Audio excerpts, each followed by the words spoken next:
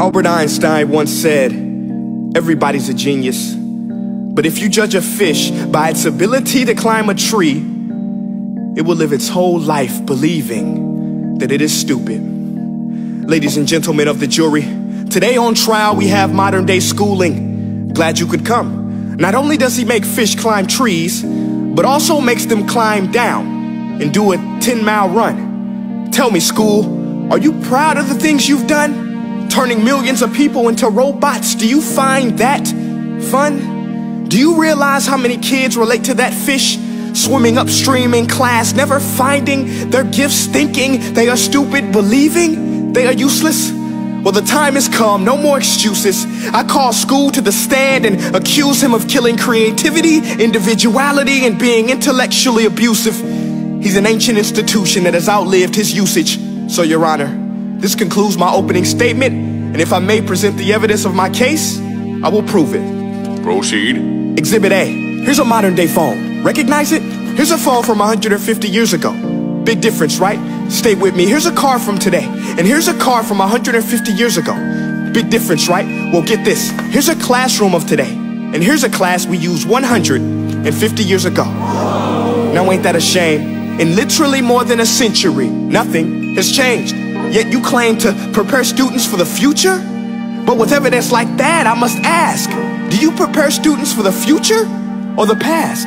I did a background check on you and let the record show that you were made to train people to work in factories, which explains why you put students in straight rows, nice and neat, tell them sit still, raise your hand if you want to speak, give them a short break to eat, and for 8 hours a day tell them what to think. Oh, and make them compete to get an A letter which determines product quality, hence grade A of meat. I get it. Back then, times were different. We all have a past. I myself am no Gandhi. But today, we don't need to make robot zombies. The world has progressed. And now we need people who think creatively, innovatively, critically, independently, with the ability to connect. See, every scientist will tell you that no two brains are the same. And every parent with 2 or more children will confirm that claim. So please explain why you treat students like cookie cutter frames or snapback hats, giving them this one-size-fits-all crap. Watch your language. Sorry, Your Honor, but if a doctor prescribed the exact same medicine to all of his patients, the results will be tragic. So many people would get sick, yet when it comes to school, this is exactly what happens. This educational malpractice, where one teacher stands in front of 20 kids, each one having different strengths, different needs, different gifts, different dreams, and you teach the same thing the same way? That's horrific.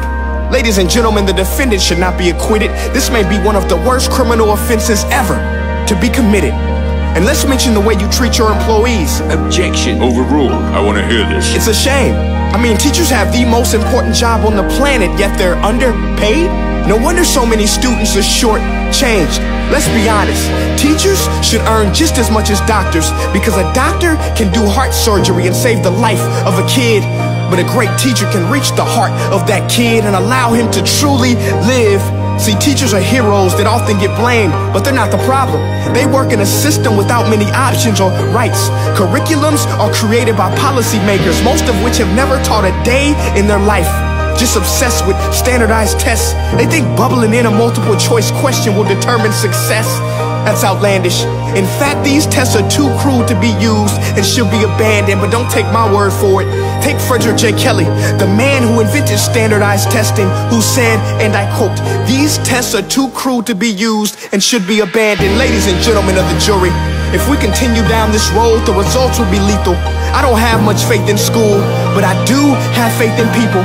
And if we can customize healthcare, cars, and Facebook pages, then it is our duty to do the same for education, to upgrade it, change it, do away with school spirit, because that's useless.